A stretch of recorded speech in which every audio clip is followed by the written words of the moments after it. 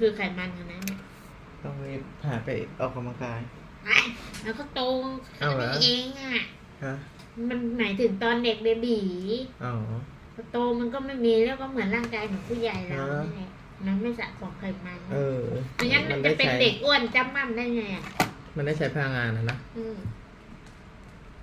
อันนี้เขาไม่ทำอะไรกินนะก็นอนแล้วก็ต้องไม่นอนเดี๋ยวพวกเรากินตอนเช้าอันนี้ประมาณ7:30เกือบ8:004 นาที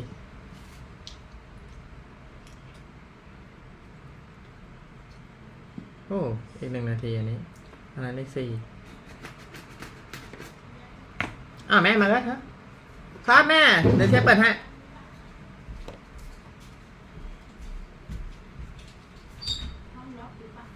แม่ไปดูที่อาหารลูกชาย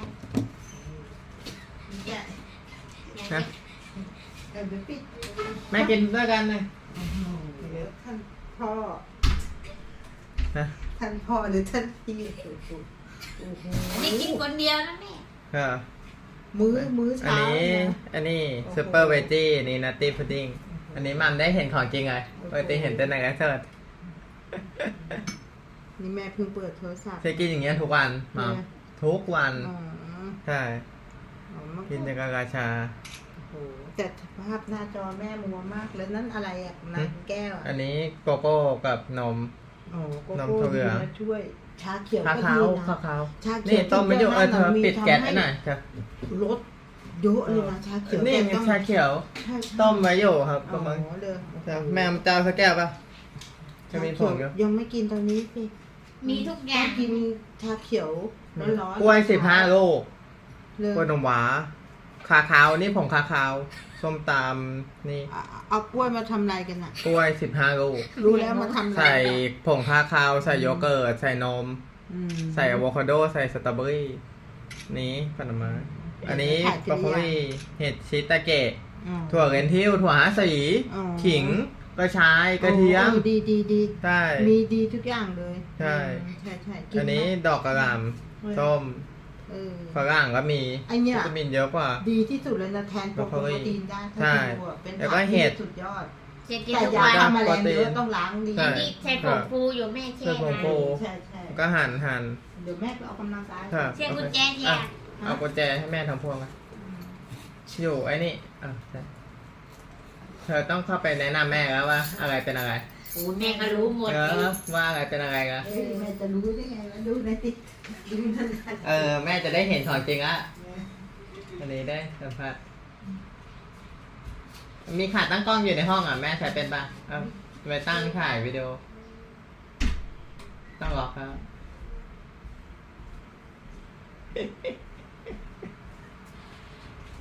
มัมมาเห็นของจริงแม่อยู่ไม่เตี้ยก็ไป3 คนแม่ลูกก็ไปกันหมดกันเลยไอ้บานเจียคนนำเลยเป็นกันหมด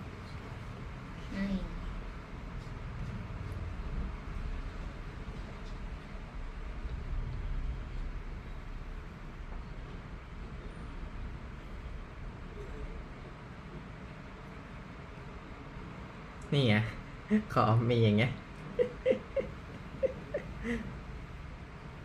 ชาวเม็กซิกันผอมบนข้าวโพดเวลา1,000 ปีน่าไว้วันแล้วมั่มเขาจะเปิดเป็นกุญแจไหนเป็นกุญแจเขารู้เลยก็เปิดทุกอันเนี่ยน่าจะมันมี2 ดอกน่าไงเห็นไหมบอกแล้วเชื่อว่าเธอต้องไปเปิดแล้วก็สอนแม่ไงตัวนี้ขายได้แล้วมันมีอยู่2 ดอกกับแม่ใช่ไปจำได้นี่มีอยู่2 อันไม่อันนึงก็อันตาลบอกว่าแม่อุปกรณ์ออกกำลังกายเขาจะใช้เป็นมากกว่ามิวถ้าไปสอนก่อนเทรน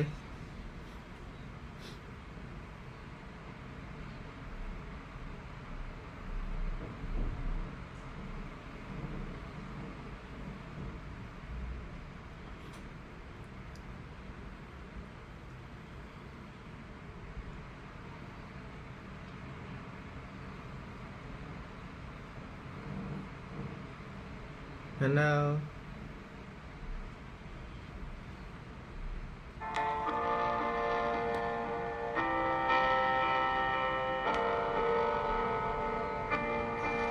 Whenever there is an injury or a challenge to an organ or tissue, a whole process of renewal takes place in the body to help restore optimal health. Soon after the injury, the affected tissue releases specific compounds that travel through the blood to the bone marrow. When the compounds released by the injured tissue reach the bone marrow, these messengers tell the stem cells in the bone marrow to divide and create new stem cells, which are then released from the bone marrow into the bloodstream. Slowly, the number of stem cells increases in the blood circulation. At the same time, the affected tissue releases another compound called stromal-derived factor 1, or SDF1, that attracts stem cells. As stem cells circulate in the fine blood vessels of the affected tissue and sense the presence of this compound, they stop in the blood flow and migrate into the tissue. Inside the tissue, stem cells slowly migrate to the very site of injury where SDF1 is being secreted. When they reach the site of the injury and come into contact with the damaged tissue, stem cells begin to multiply and then slowly transform into cells of that tissue. Through this process of amplification, one stem cell can become thousands of tissue cells.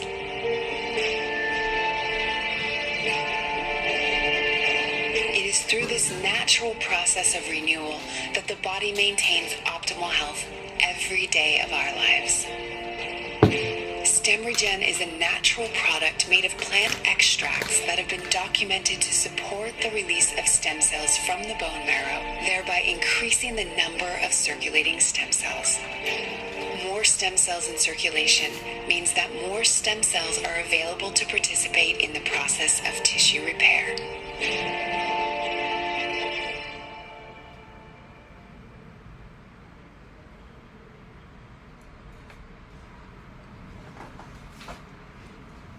Pluripotent.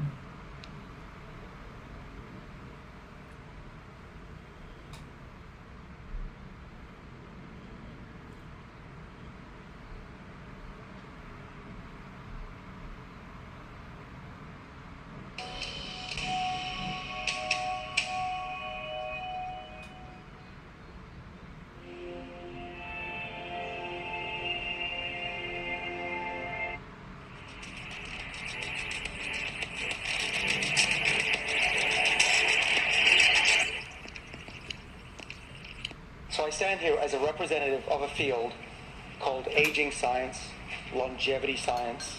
Some people call it anti-aging. We don't use that as scientists. But what has happened in the last 25 years is nothing short of revolutionary. And thank goodness I come from Harvard Medical School, or what I'm going to tell you tonight you would find extremely difficult to believe is true.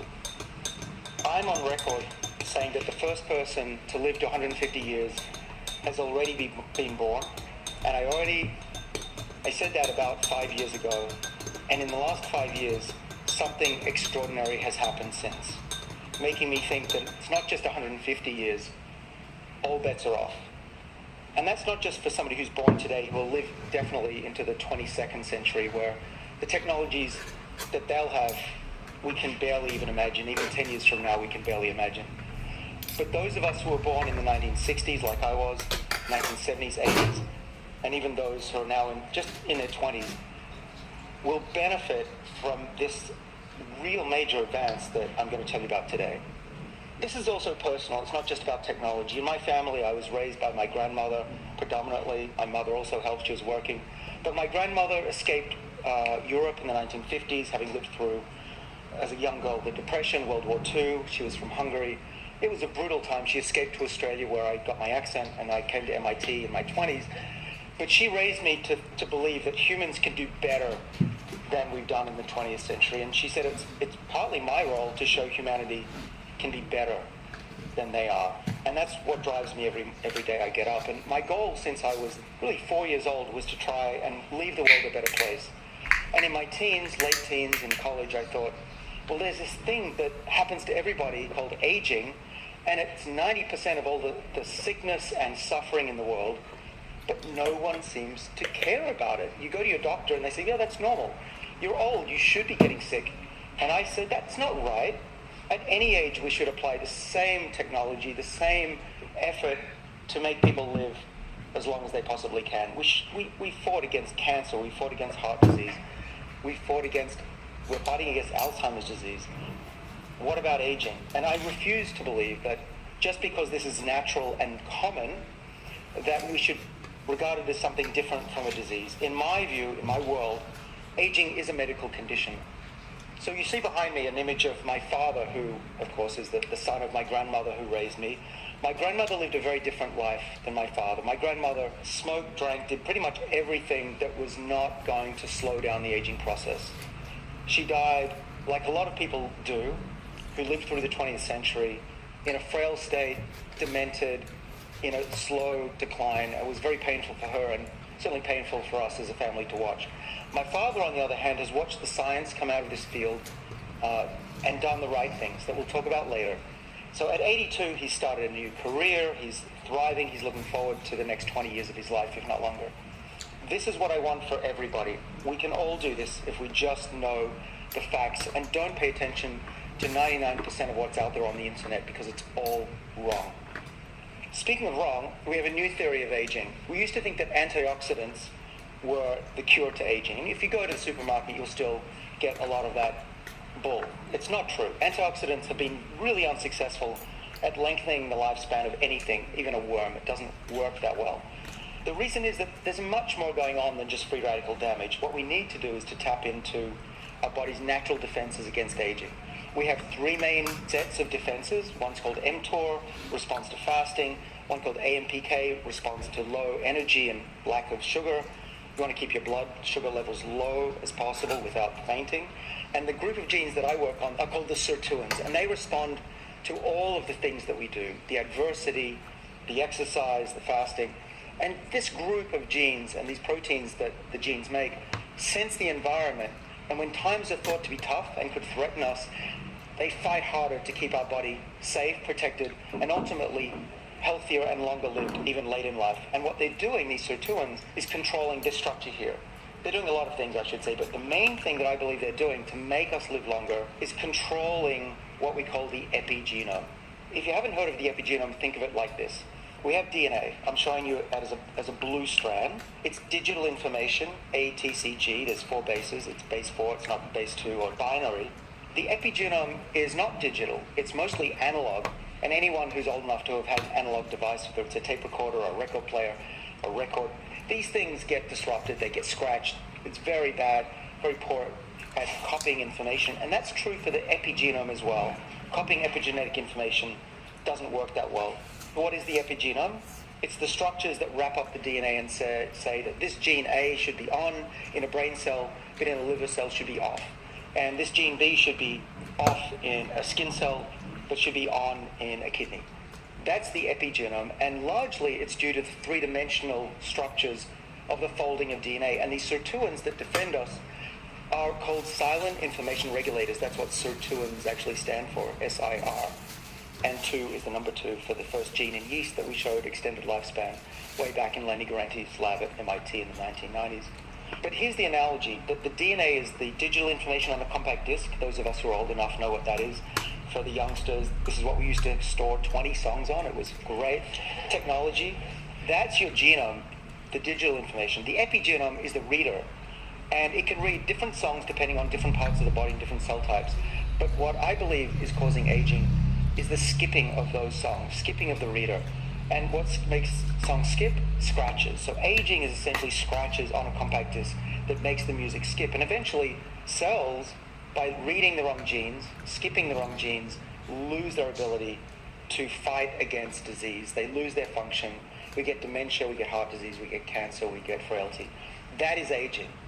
So with this new theory of what I call the information theory of aging, we can perhaps test this by testing if epigenetic changes cause aging. And if that's true, is it possible to reset these structures back to being young? Is there a backup copy of the epigenome. In other words, can you polish that CD and get back the original music of our youth? Before I go on, I want to point out, in this structure, there's something really important. It's not just the proteins that wrap up the DNA, but the modifications that are on the DNA itself. Chemical additions called methyls. Methyls are carbons with 3 hydrogens. They're very simple. And cells add them as we're developing in the womb to say, all right, that cell that's come from a stem cell should be a neuron for 80, 90, 100 years in the brain, and this one should be a skin cell. These marks called methyls dictate the production of 26 billion cells that many of them have different functions in the body, even though they have the same set of instructions encoded in the DNA. What's been found since 2013, Stephen Horvath and his colleagues discovered that by reading the changes over time of these DNA methylation marks on the DNA that are attached to the letter C in the DNA, not the A, T, or G, you can estimate somebody's biological age because it's reproducible. We're all aging due to the same mechanisms, and that there's a pattern that occurs from conception very rapidly until we're born, and then slows down, and then is linear throughout our lifespan. We can measure that clock. I can take your blood, I can take your skin, any part of your body, and I can run that through what's called a DNA sequencer, measure the methylation, there's thousands of them, and putting that into a machine learning derived algorithm, I can tell you your actual real age, not your chronological age. I mean, birthdays, who cares? Number of times the Earth has gone around the sun, are you kidding me? That's not your real age. What your real age is there's changes to the epigenome that determine how old you really are. So the question is, if we tweak the epigenome, if we scratch that CD, if I'm right about the information theory of aging, what do we get? We'll get accelerated aging. This is a mouse that's the control in my lab. So we've tweaked this mouse in every other way except scratch its CD. At the same time, we took a sibling born at the same time, and we, for 3 weeks, accelerated the scratches on the CD. We disrupted its epigenome, and the cells started to lose their identity. The mouse didn't feel it. It's like getting an X-ray, you don't feel that. But what happened 10 months later was we got an old mouse. This isn't just a mouse that looks old.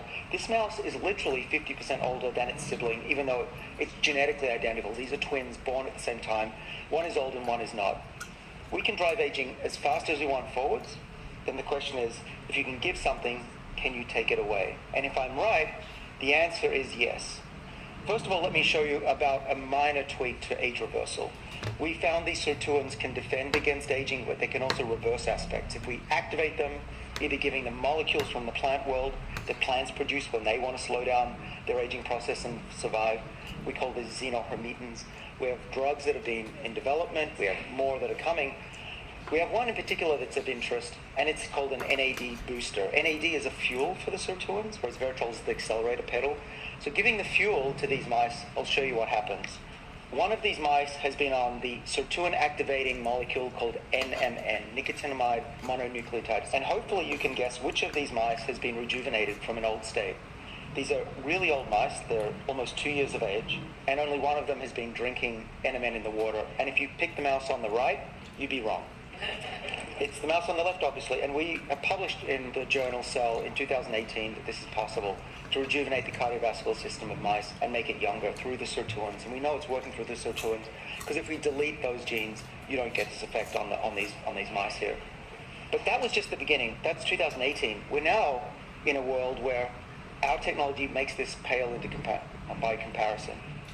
We now have the ability to reset the age of an entire animal, leading to one day being able to reset the entire age of our bodies. What did we do? We really stood on the shoulders of a scientist, Shinya Yamanaka, who won the Nobel Prize in 2016 for discovering a set of embryonic genes that could take an adult cell, a skin cell from any of you, and turn it into a pluripotent stem cell that could be made into any other type of tissue. And we can do that in the lab. High school students can do this by putting in the 6 Yamanaka genes. Now, we found that if you put in a subset of 3 of them, OCT4, SOX2, and KLF4, short for OSK, we could take the age of the body of a mouse backwards, but not so far that it would become a stem cell or a tumor. This was published in December 2020. It made the cover of Nature magazine, and the title on the magazine was Turning Back Time. This is one of the pieces of data from that paper. We did 3 things. The first was to damage an optic nerve in a mouse, and you can see on the top image that the crushed nerve is dying. That orange stain should extend all the way to the brain on the left. But in the reprogrammed eye, where we injected those 3 genes and turn them on for 3 weeks, we could make those neurons grow back. We measured those neurons and they were literally half the age that they were 3 weeks ago. And young nerves, as you might know, grow back. Adult nerves do not. So this was the first indication that we were on the right track. We also could see that those structures, that epigenome, those scratches on the CD, they went away. We can also grow human tissue in the lab. We don't know yet if this works in humans, but we can model it in the dish. These are human pluripotent stem cells that have been engineered into little mini brains. On the left of this image, you can see these are little organoids.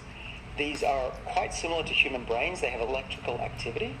And on the right is the electrodes that we put the brains on. We can measure that. We think they dream, they have thoughts, and we can also age them using our technology of disrupting the epigenome. And now we've shown that if you reset the age of those little brains, they get their ability to think again. The electrical activity comes back. Does this mean one day if we reverse the age of the brain, you'll get your memory back? Possibly. We've done this now in mice. Old mice, we can rejuvenate their brain, take their brains back to half their age, and they get their ability to learn again. So you might say, well, this sounds great, but how long is this going to be before we have it? And my hope is that we're at a turning point in human history, as important as flight and Silicon Valley and energy and crypto. The 22nd century is going to be about biology and the ability to control your age and the rate of aging and slow down not just body aging and heart aging, but even brain aging with these tools and age reversal tools that are just coming along will radically change the arc of our lives in a way that we can barely even imagine. And when we can reset our age by a couple of years, which has now been published, that's been done by Greg Fahey and colleagues, if we do that every year, even just set your age back 1 year every year, what happens, right? Things then get really interesting. And that's the world that we have to stay alive to be able to witness. And if we all do the right things, we will witness that. Thank you very much.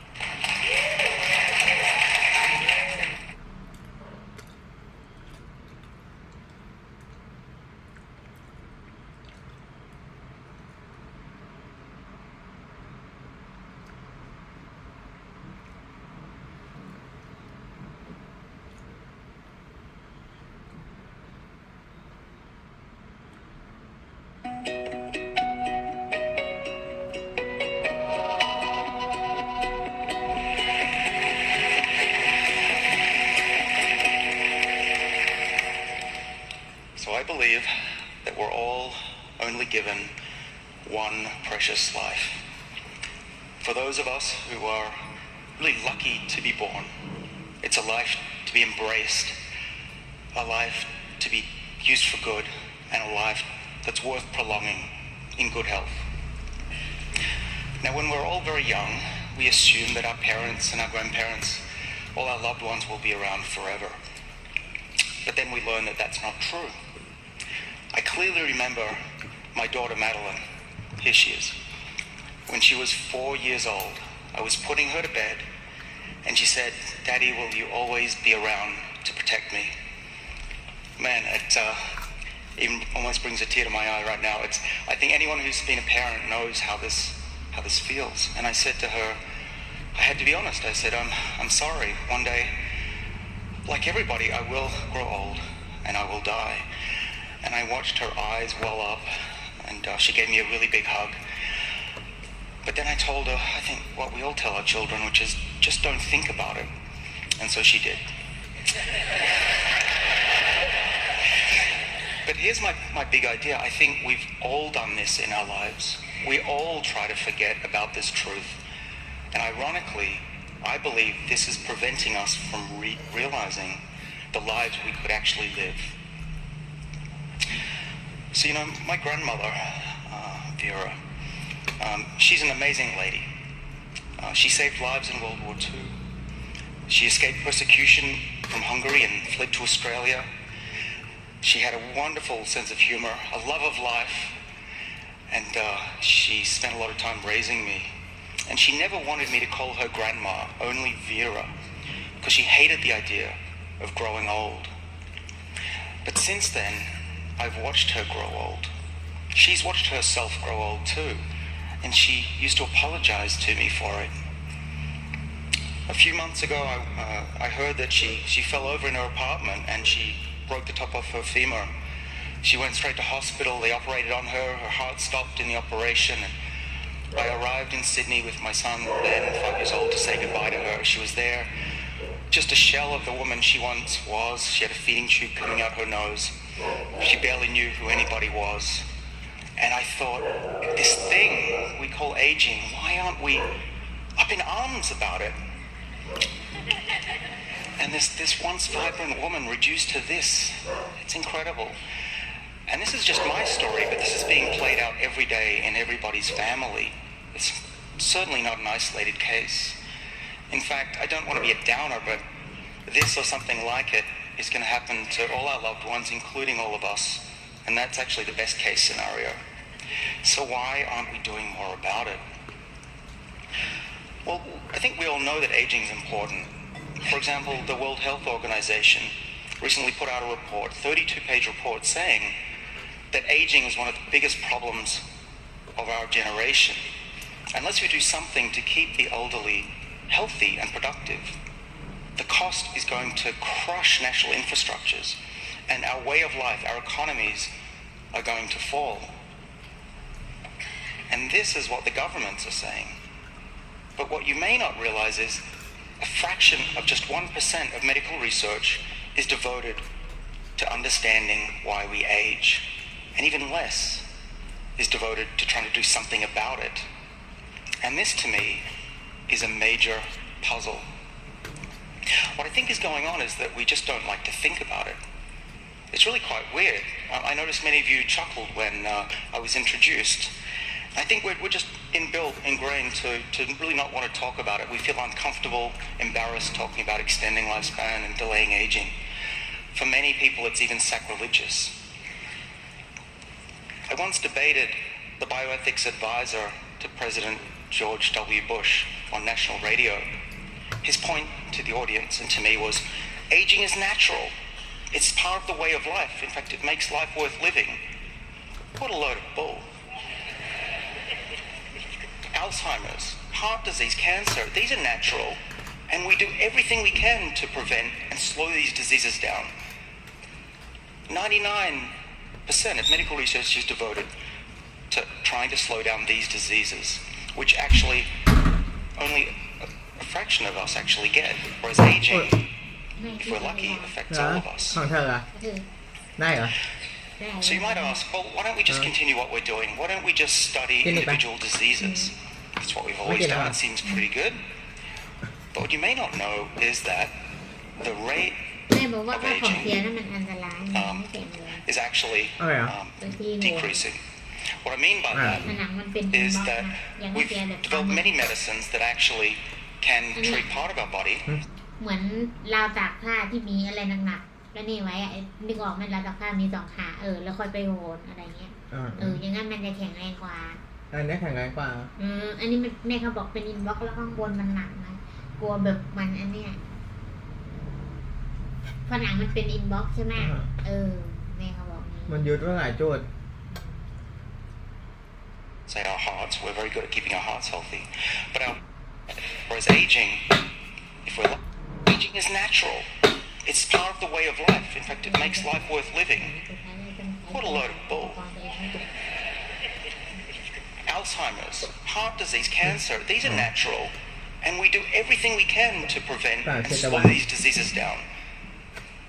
99% of medical research is devoted to trying to slow down these diseases, which actually only a fraction of us actually get, whereas aging, if we're lucky, affects all of us. So you might ask, well, why don't we just continue what we're doing? Why don't we just study individual diseases? That's what we've always done. It seems pretty good. But what you may not know is that the rate of aging is actually decreasing. What I mean by that is that we've developed many medicines that actually can treat part of our body, say our hearts. We're very good at keeping our hearts healthy. But our brains still age. Okay? So what we've ended up with are, and just to use my grandmother as an example, a nation of elderly whose hearts are working well, for for example, but their brains are no longer functioning. And this is a major problem for our healthcare system. It's extremely, extremely expensive. What we need are medicines that will keep all of our body's parts working at the same time. And if we just fix one part of our body, the problem is that some other part will break down. We're just switching out diseases. And I don't think this is the right way to go about it. If you look at this graph, actually, this really brings it home. Now, we're always taught that our medicines are making us healthier for longer. That's not true. Look at this graph. The amount of time that we are spending in good health is actually decreasing in terms of percentage. No wonder healthcare costs are going up. What we need to do, of course, is to keep us healthier for longer. So I'm not talking about living for 500 years. I see that sometimes quoted in the press. But what I am talking about is an ability for us to live into our 90s and our 100s in a healthy way. And not like my grandmother, who suffers, and many of us will go through this unless we do something about the root cause of aging. And I would argue is the greatest problem of our time. Well, let me tell you about the work that I've been doing a little bit, about how I think we can get at the root cause of aging. So when I was in my 20s, I earned a PhD in Sydney, and I headed off to Boston to a place called MIT to understand why yeast cells, little budding yeast that we use to make bread and beer, why they grow old. Because I figured if we couldn't figure this out for a yeast cell, we had no hope of understanding why we grow old. Fortunately, I did. And even though there were critics of this approach, there were even Nobel Prize winners who told me, this is not the way to go about aging. Yeast cells don't get grey hair, they don't get heart disease, they don't get cancer. But I ignored them, fortunately. I was quite naive, luckily. And in the next few years, what we discovered as a group was that yeast cells do in fact grow old. And one of the reasons is that their genes start to switch on as they get older. So what I mean by that is that, so every cell has a set number of genes. We all know that. In every one of your cells, same number of genes. But they're not all switched on at the same time. They need to be kept on and off, tell what type of cell is in the liver and what type of cell is in the brain. And what we found was these yeast cells, as they got older, after about a week, all the genes started to come on, and they died. Now we could find genes that could actually slow that process down. We could find genes that could switch off those rogue genes and silence them. And this led to a discovery of a longevity gene called SIR2. And SIR2 stands for Silent Information Regulator number 2. So in 1999, I started a new lab at Harvard Medical School. I was 29 and figured I could change the world. It was really exciting. We soon discovered that there are 7 of these longevity genes in our bodies. We call these the sirtuins. So the sirtuins have risen to scientific prominence. There's thousands of papers on these now. And what we've learned is that they seem to protect our body against diseases of aging. So for example, if you put extra copies of these genes into yeast and little nematode worms and flies and mice, they do a lot better. In fact, in most cases, they live longer in a healthy state. So what we need to do is to figure out ways to tweak these genes, to make them more active. And in that way, we might be able to delay all the diseases that we get as we get older, and possibly even reverse aging. So let me explain what the sirtuins do in our body. And I've been very fortunate that the TEDx people have helped me make some videos here. There's a new idea about aging, and that is that as we get older, genes are switched on and off in the wrong way. So when we're young, there's a beautiful symphony playing, but as we get older, the instruments, the orchestra starts to play willy-nilly and screw things up. So if we zoom into the cell, you'll see a chromosome, and if we stretch out the chromosome, that's the DNA, all twirled up there in grey. The pink blobs are proteins called histones that the DNA is packaged in.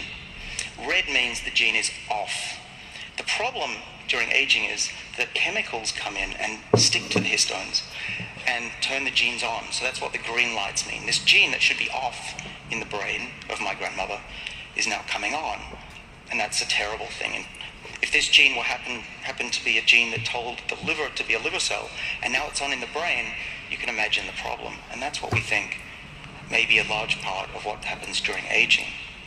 This leads to a really important possibility.